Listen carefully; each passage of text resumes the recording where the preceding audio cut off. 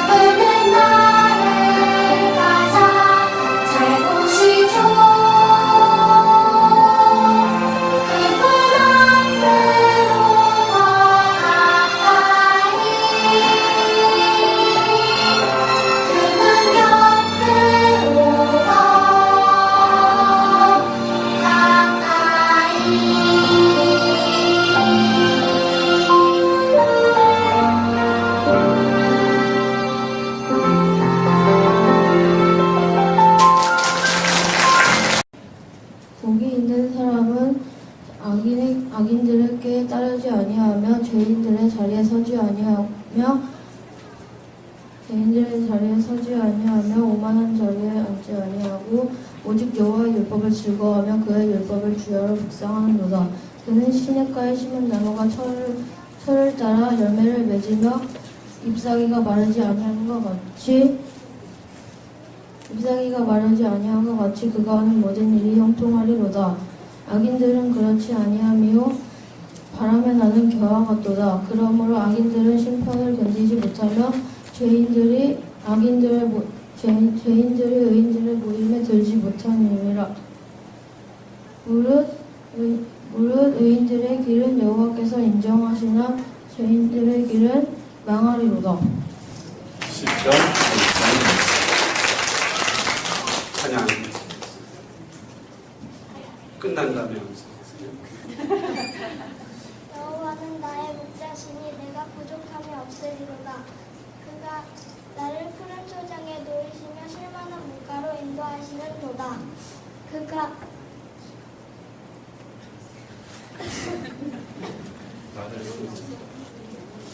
내 영혼을 순행시키시고 자기 이름을 위하여 의의 길로 인도하시는도다.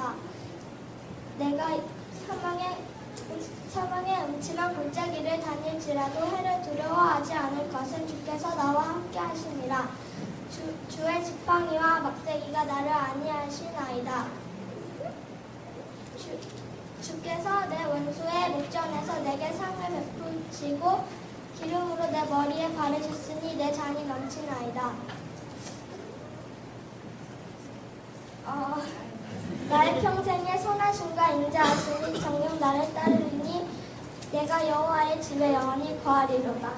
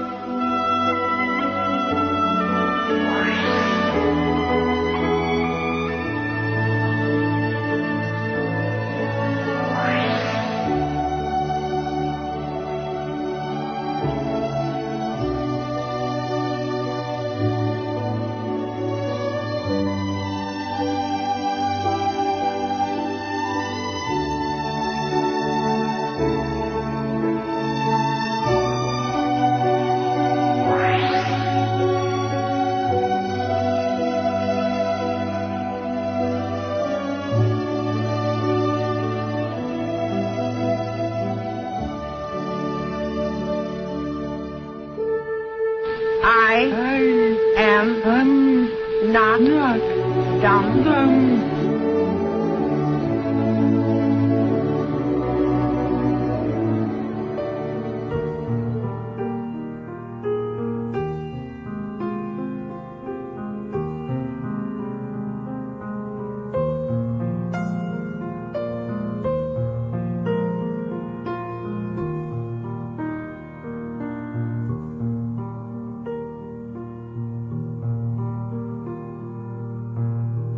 들의 꽃이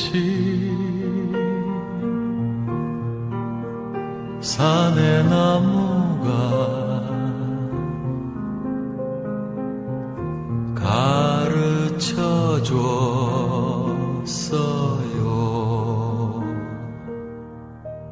그 흔한 꽃이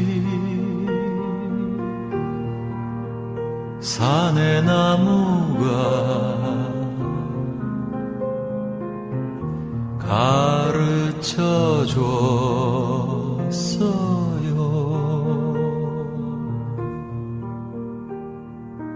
나처럼 사는 건 나밖에 없다고 강아지 풀도 흔들리고 있어요. 바람에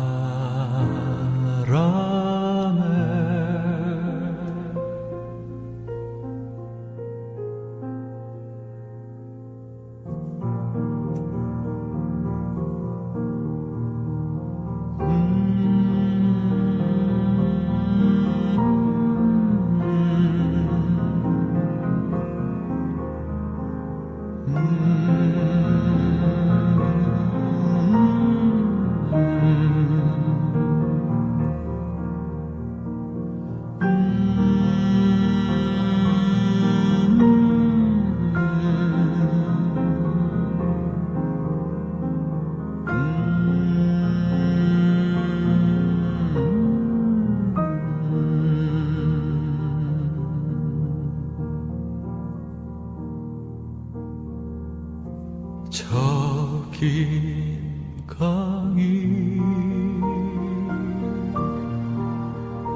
넓은 바다가 가르쳐 줬어요.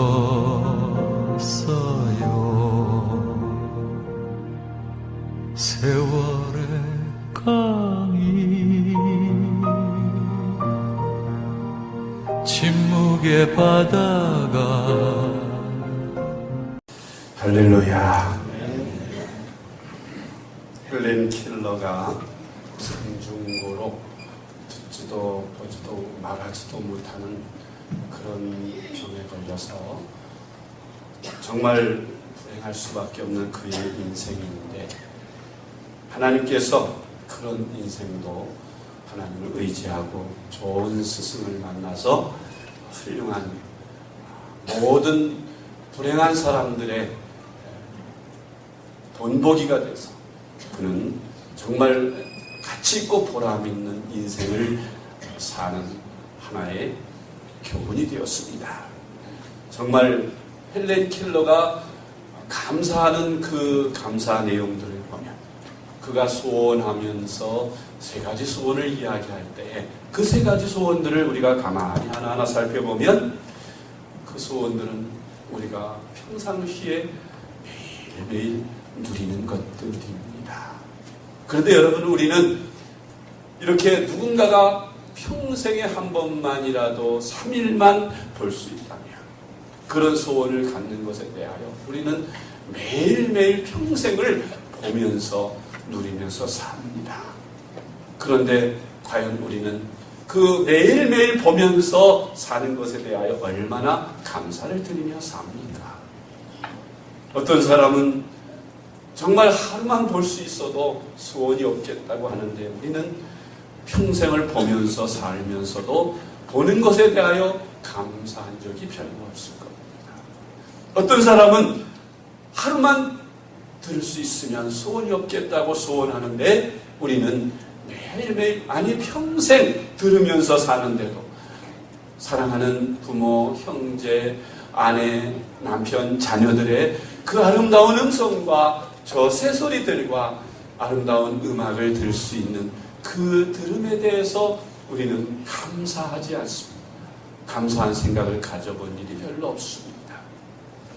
어떤 사람은 단 하루만이라도 말할 수 있으면 소원이 없겠다고 하는데 우리는 매일매일 우리 입으로 조잘조잘 수없이 떠들어대면서도 이 말하는 것에 대해서 별로 감사한 적이 없습니다.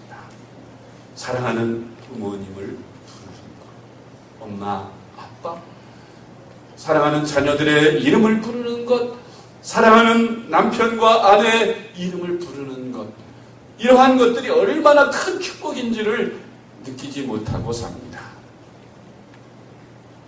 누군가가 원하고 바라는 바를 우리는 다 누리고 살면서도 그 중에서 어떤 한 부족한 것에 대해서 우리는 불평하면서 하나님은 왜 나에게 이런 것을 주시지 않았느냐고 도리어 불평과 원망을 하는 우리의 모습이 아닌지 우리 자신을 돌아보는 시간이 되시기 바랍니다.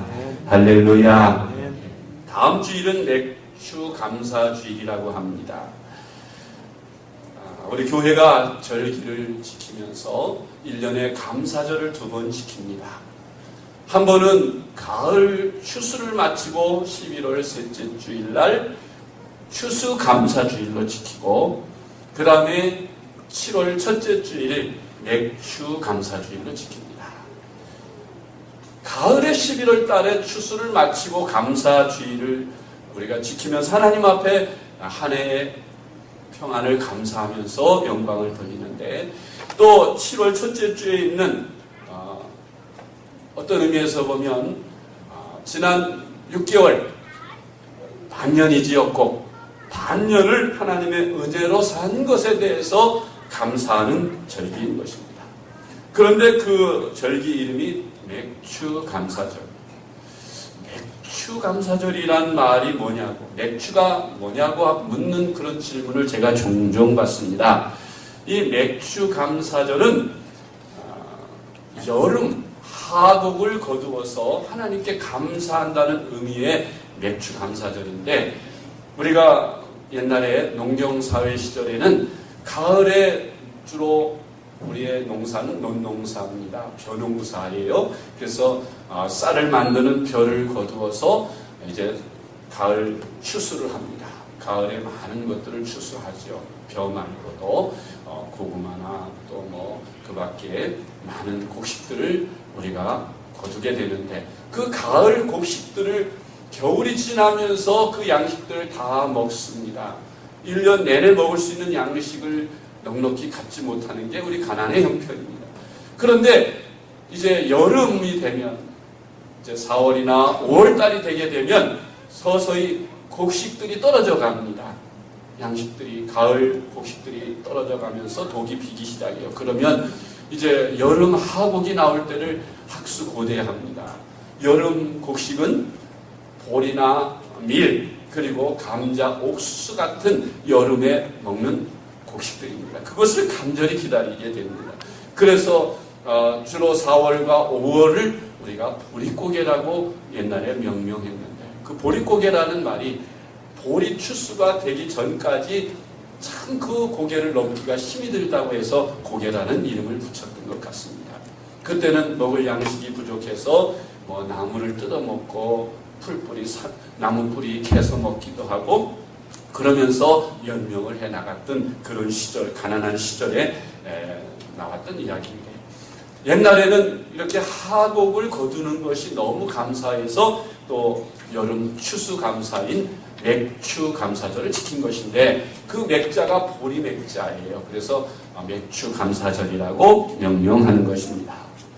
근데 이 맥주 감사절을 어떤 이들은 우리나라에서만 있는 그런 감사절로 오해하는 분들이 계신데 구약 성경에서도 하나님은 이스라엘 백성들에게도 이 맥주 감사절을 지키라고 직접 명령하신 것을 볼 수가 있습니다. 오늘 본문 출애굽기 23장 16절에 보니 맥추절을 지키라. 이는 내가 수고하여 밭에 뿌린 것에 첫 열매를 거둠이니라. 이 명령은 이스라엘 백성들이 첫 곡식을 하나님 앞에 바치는 그 의미가 맥주 감사절에 담겨 있습니다.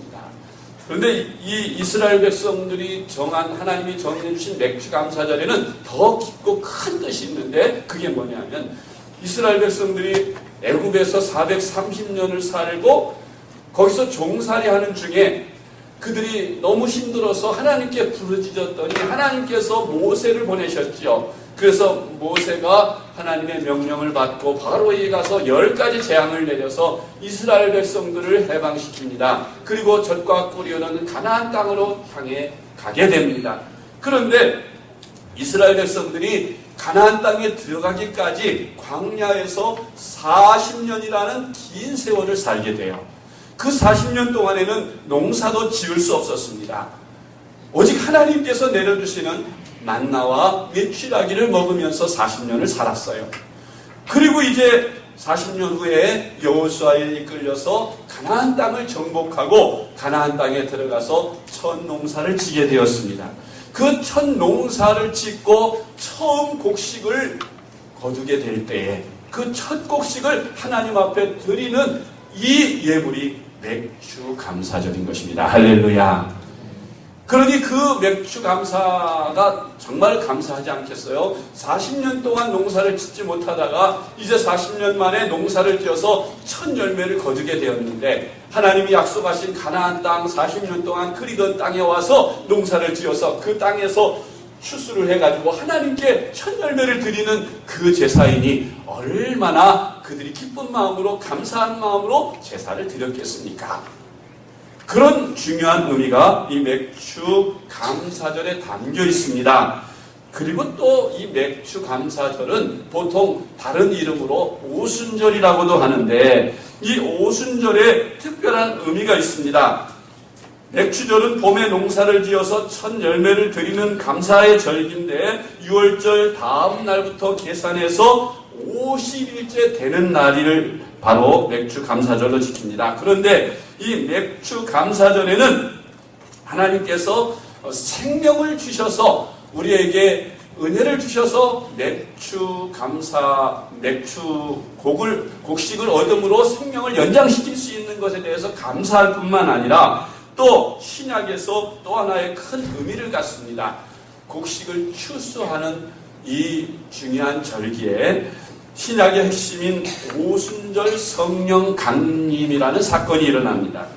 이 성령 강림인 오순절날 예수님의 12제자와 120명의 성도들이 함께 성령을 받아서 신약 교회가 탄생하게 되는, 어떻게 보면 교회의 생일이기도 한 것입니다. 교회 탄생일이 바로 맥주 감사절에 중요한 의미가 있습니다. 이 맥주절을 지키라고 명령하신 것은 하나님께서 우리를 축복하시기 위해서 명령하신 것이에요. 잠언 8장 17절에 보면 나를 사랑하는 자들이 나의 사랑을 입으며 나를 간절히 찾는 자가 나를 만날 것이니라. 한번 따라서 해보실까요? 우리 어린이들도 있는데, 나를 사랑하는 자들이 나의 사랑을 입으며 나를 간절히 찾는 자가 나를 만날 것이니라. 아멘. 하나님께서 이스라엘 백성들에게 여러 가지 절기를 주시고 그 중에 특별히 3대 절기를 주셨어요. 그 3대 절기는, 첫째는 애굽에서 430년 동안 종살이하는 중에 해방되는 그 해방을 기념하는 절기, 이스라엘의 최대 절기입니다. 6월절이라고 합니다. 두 번째는 77절이라고도 하고 초실절이라고도 하는 오늘 다음 주에 지켜야 할 맥주절입니다. 맥주감사절. 그리고 세 번째는 장막절이라고도 하고 초막절이라고도 하는 수장절, 즉 가을에 지키는 추수감사절입니다. 하나님께서 이 맥주절 감사절을 어떻게 지키라고 했는지 간단하게 말씀드릴게요. 첫째는 첫 열매는 하나님의 것임을 깨닫는 절기로 지키라는 것입니다. 하나님이 하늘과 땅과 바다와 산과 나무와 식물과 모든 동물을 다 우리 인간들 위해서 지어주셨어요. 그리고 그곳에다가 농사를 짓고 그곳에서 가축을 키우면서 살도록 하나님이 은혜를 주셨습니다. 그래서 우리가 하나님의 은혜로 산다는 것을 하나님 앞에 고백의 예물을 드려야 되는데, 그 고백의 예물이 뭐냐? 바로 첫 열매, 첫 곡식을 하나님 앞에 드리는 거예요. 짐승 중에서 첫 새끼를 낳으면 그 첫 새끼를 드리고, 또 곡식 중에 첫 곡식을 거둬들이게 되면 그 첫 곡식은 반드시 하나님 앞에 드림으로써 이 세상에서 가장 귀한 것은 다 하나님 앞에 드리는 거예요. 왜? 우리의 모든 것이 다 하나님의 것이므로 아버지 되신 하나님께 감사를 표현하는 그런 절기인 것입니다. 두 번째는 감사함으로 드려야 하는 절기예요. 아무리 많은 예물을 드려도 그 마음 중심에 감사하는 마음이 없이 드리는 예물은 의미가 없습니다. 부모님께 효도하는 자녀들이 부모님께 아무리 좋은 음식으로 좋은 집에서 잘 살도록 대우해드려도 그 마음 중심에 부모님을 사랑하는 마음 없이 해드린다면 부모님은 절대로 기쁘시지 않을 겁니다. 우리 하나님께도 마찬가지입니다. 하나님 앞에 정말 마음을 다하고 힘을 다하고 성품을 다해서 하나님의 은혜를 감사하는 그런 예물, 그런 마음으로 마음이 담긴 예물을 하나님께 드려야 하나님이 기뻐 받으시는 것이에요. 그래서 그 예물에는 여러분 마음에 반드시 감사하는 마음이 담겨 있어야 한다는 것을 기억하시기 바랍니다. 세 번째는 감사에는 항상 희생이 따라야 한다는 것을 가르칩니다. 성경에 가난한 과부가 엽전 2잎 드리는 것을 우리 예수님께서 칭찬하셨습니다. 그 이유는 바로 희생이 있었기 때문이에요. 어떤 사람들은 과부의 엽전 2잎이 작은 것을 드려도 하나님 감사하신다는 핑계를 대고 많은 재물이 있음에도 불구하고 조금 드리면서 하나님은 그 마음 중심을 보시고 물질의 많고 적음을 보시지 않는다고 핑계하는 사람들이 있습니다. 그런데 그것은 성경을 잘못 오해한 것입니다. 왜냐하면 과부의 엽전 2잎은 우리가 볼 때 객관적으로 보면 작은 예물이지만 그러나 그 본인에게 있어서는 그 생활비의 전부라고 했습니다. 그가 가진 모든 것을 드린 것이에요. 그러므로 하나님이 보실 때 비록 작은 예물일지라도 그 본인이 얼마나 많이 소유했느냐에 따라서 그 프로테지가 달라지는 것이죠. 5달란트 받은 자나 2달란트 받은 자나 액수는 차이가 나지만 하나님은 5달란트 받은 자가 또 5달란트를 남겨서 10달란트를 갖다 주인에게 드렸을 때나 2달란트 받은 자가 2달란트 더 남겨서 4달란트 갖다 드린, 액수적으로 4달란트와 10달란트라는 엄청난 차이가 있어도 주인은 똑같이 착하고 충성된 종이라고 칭찬하신 것처럼 액수의 많고 적음이 중요한 것이 아니라 그 사람 본인의 처지와 입장에 따라서 가난한 사람에게는 작은 물질이라도 그것이 큰 것이 될 수 있고, 또 많은 물질을 가진 부자에게는 아무리 조금 많은 보통 사람 객관적으로 볼 때 많은 예물일지라도 그것이 작은 예물이 될 수도 있다는 것이에요. 왜? 하나님께서는 그 마음 중심을 보시기 때문이라는 말씀이 거기에 해당되는 말씀입니다. 그런데 이 가난한 과부는 자기의 가진 모든 것을 드렸기 때문에 가장 큰 예물이 된 것이고 희생이 있는 예물이 된 것입니다. 네 번째는 감사에는 믿음과 모험이 따라야 된다고 하는 것입니다. 하나님은 믿음대로 이루어 주시고 믿음대로 축복해 주십니다. 이럴까 저럴까 하고 망설여질 때에는 하나님 앞에 성령께서 주시는 대로 하는 쪽으로 마음을 드리라고 했어요. 모험이 따라도 믿음으로 드려야 하는 것입니다. 하나님께서는 이렇게 절기를 지키면서 감사하는 마음으로 하나님께 예물 드리는 자들을 축복해 주신다고 했습니다. 출애굽기 34장 24절 내가 열방을 내 앞에서 쫓아내고 내 지경을 넓히리니 내가 매년 3번씩 여호와 너의 하나님께 보이러 올 때 아무 사람도 내 땅을 탐내어 엿보지 못하리라. 잠언 3장 9절로 10절 내 재물과 내 소산물의 처음 익은 열매로 여호와를 공경하라. 그리하면 내 창고가 가득히 차고 내 즙틀에 새 포도즙이 넘치리라. 아멘. 하나님의 사랑과 은혜와 축복을 받는 길은 하나님이 기뻐하시는 일을 하는 것입니다. 하나님이 기뻐하시는 일이 바로 감사하는 생활입니다. 범사에 감사할 줄 아는 그 중심을 하나님이 기뻐하십니다. 여러분, 우리가 조금 전에 설교 전에 헬렌 켈러의 영상을 잠깐 보았어요. 환경과 처지로는 하나님께 감사할 수 없는 그런 환경과 처지지만, 그러나 그는 그 환경 중에서 하나님 앞에 진심으로 감사를 드렸던 사람입니다. 우리도 하나님 앞에 감사할 때, 좋은 일이 있을 때뿐만 아니라 어려운 역경을 만났을 때에도 감사할 수 있어야 하겠습니다. 천마화학이라는 회사가 있는데, 공업 주식회사에 그곳의 대표가 되시는 남서울교회 시무장로님이신 정봉석 장로님이 계십니다. 이분이 정말 어려운 고난 중에도 감사해서 축복받았다는 간증을 하시는데, 이 이야기를 소개하고 설교를 마치고자 합니다. 이 정 장로님은 1961년에 시골의 가난을 해결하기 위해서 가족들을 다 데리고 자녀가 셋, 부인까지 5 식구가 서울로 올라왔다고 합니다. 무작정 서울역 앞에 도착해서 이것저것 취직자를 알아본 끝에 큰 도매상에 배달부로 취직을 했다고 합니다.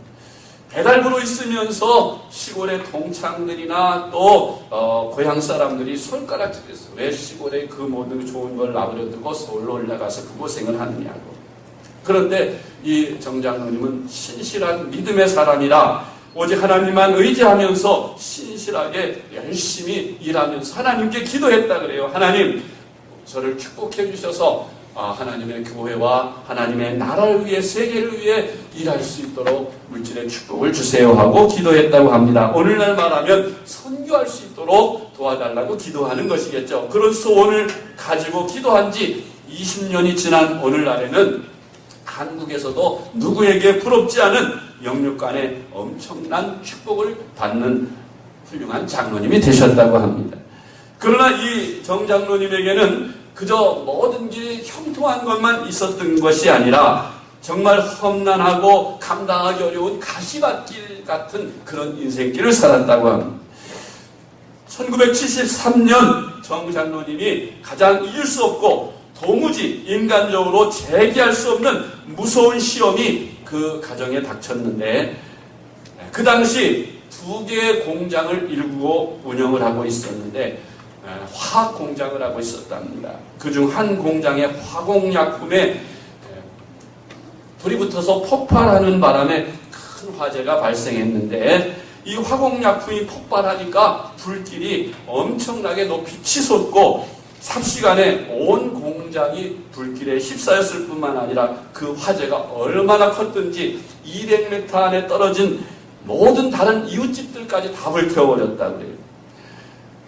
그래서 여기저기서 사람들이 모여들어서 우리 집도 불탔고 유리가 깨졌고 뭐가 어떻게 됐고 하니까 변상하라고, 지금 다 불타서 알거지가 된 이 정 장로님의 가정에 이런 어려움이 닥치게 됐다는 거예요.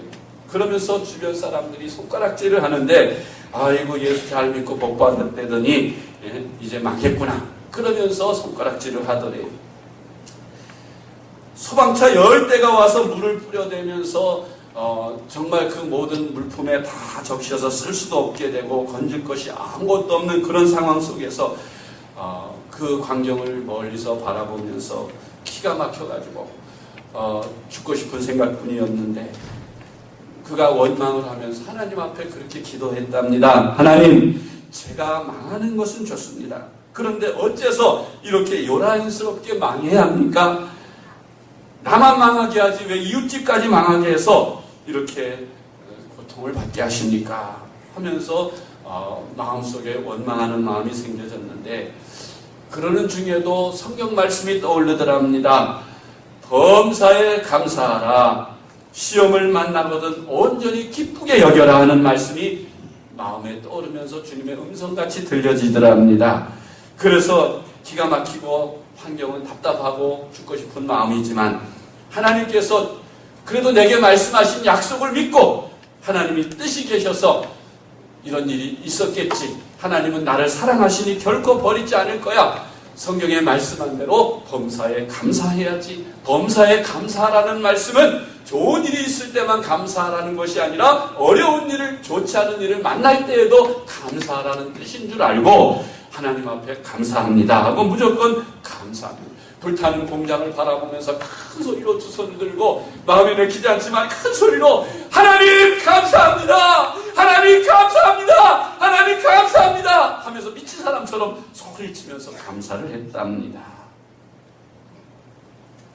그러면서 한쪽 마음에서는 이렇게 어려움을 당했는데도 왜 감사를 해야 할까 하면서 의아심을 품었는데 정말 놀라웠게도 하나님께서는 화재가 발생한 그 시간에 5시쯤 화재가 발생했는데 그 소란 속에서 이제 교회는 자기 공장은 다 불타고 이제 거의 잿더미가 된 한 2-3시간 지나고 나서 하염없이 눈물을 흘리고 있는데 교회에서 종소리가 들립니다.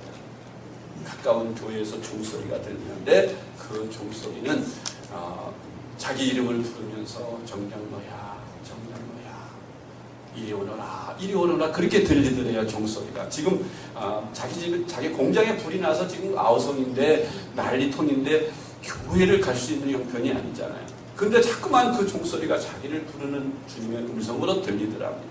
자기 본교회는 거리가 멀어서 못 가고 가까운 종소리 나는 교회로 자기도 눈물 흘리면서 그곳에 갔는데 예배에 참석해서 다리가 후들거려서 앉아있을 수도 없고 그래서 서서 뒤에서 눈물 흘리면서 예배를 드리는데 그날 마침 그 교회가 성전 건축을 위해서 첫 헌금을 하는 그런 날이었답니다. 그런데 자기는 지금 다 불타고 남은 것도 없고 자기 아내가 위로해 준다고 자기 남은 돈 그때 당시 돈으로 몇만 원 되는 돈을 다 챙겨주면서 기도원에 가서 기도나 하시다가 마음 챙기고 오세요 하고 돈을 준 것이 있었는데 그 말씀을 듣고 이젠 다 망했으니 이제 하나님만 의지할 수밖에 없다. 자기도 모르는 사이에 그 자기 아내가 찔러준 그 여비를 몽땅 꺼내서 하나님 앞에 그 교회 남의 교회인데도 건축헌금으로 다 드려버렸답니다. 그리고 나서 예배가 끝난 다음에 밖으로 나왔는데 기도원을 가자니 돈도 없고 또 정말 막막하고 답답한 그런 지경을 맞게 되었는데 하나님께서는 정말 이 정장로님을 버리지 아니하시고 하나님께서 그 해에 그런 어려움을 잘 극복한 이 정장로님에게 그가 이런 간증을 해요. 자기가 1973년 72년도에 불이 났는데 1973년 1월 말경에 1973년 1월 말경에 불이 났는데 그 해 말에 다시 이것저것 시간이 없어서 그 과정을 설명하지 못하겠지만 다시 사업을 재개해서 이것저것 하는데 하나님께서 자기가 15년 동안 그 해에 버는 것이 아니라 15년 동안 사업하면서 버는 돈 액수에 꼭 30배를 하나님이 주셨더라는 겁니다. 할렐루야. 기적 같은 일이죠. 1년에 30배라도 엄청난 축복인데 15년 동안에 30배라고 하니 어마어마한 축복을 받게 된 것입니다. 정말 상상할 수 없는 큰 시련과 그런 어려움을 당했을 때 하나님을 원망하고 주저하지 않고 하나님께 감사합니다 하고 소리치며 하나님께 감사했더니 하나님께서 이렇게 멀리도 아니고 단 1년 만에 30배나 그렇게 축복일 수 있는 축복을 경험하고 이런 간증을 지금도 그분은 전 세계에 많은 선교사들을 파송하고 후원하는 일에 전심전력을 다한다고 합니다. 할렐루야. 이렇게 감사하는 삶은 축복을 반드시 받게 해주는 하나님의 능력과 시험이라고 생각이 됩니다. 여러분 어렵고 힘들더라도 하나님 앞에 감사하며 사시기 바랍니다. 여러분 어려운 일을 만나거든 하나님께서 얼마나 큰 축복을 주시려고 내가 이렇게 어렵나 이럴 때 더 웅크리고 더 주저하지 말고 더 하나님 앞에 감사하면서 믿음으로 주님 앞에 드리면서 그렇게 감사하시기를 바랍니다. 그러면 하나님께서 여러분들에게 이 정장로님이 받은 축복을 다 받게 해주실 줄로 믿습니다.